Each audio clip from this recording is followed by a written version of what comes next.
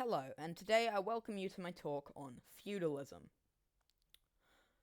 Before we get into the details of feudalism, first we need to talk about where feudalism came from, aka Britain and France, before spreading to places in Asia like Japan. It started in Britain and France with the end of empires, these massive colonies of different kings, led by basically the head honcho king, who is the emperor. This emperor was just the king of kings. That's all he did.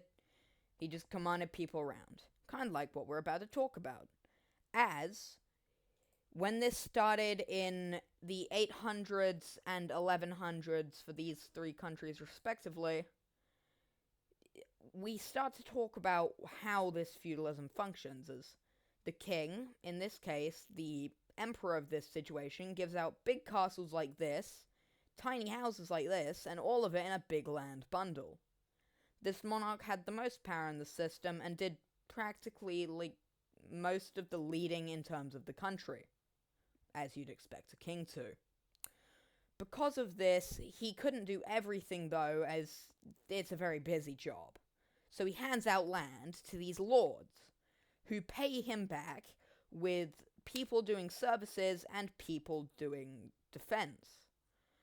This is done by giving them tinier, house-like lands, like the one shown here.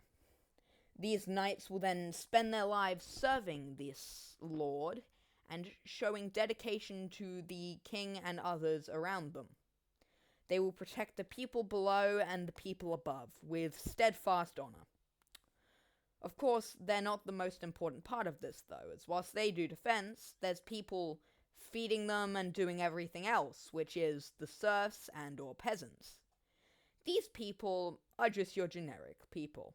They do normal menial tasks like farming, baking, hunting, all of this, and they do it for little to nothing.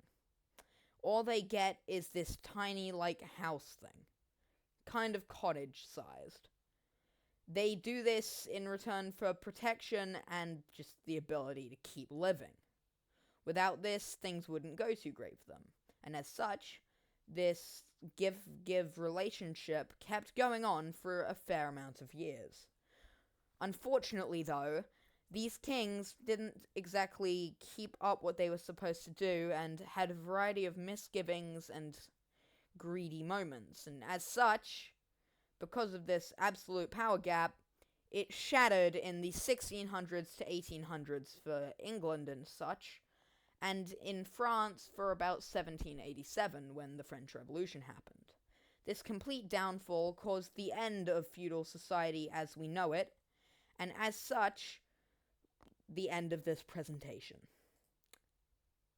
Thank you for your time.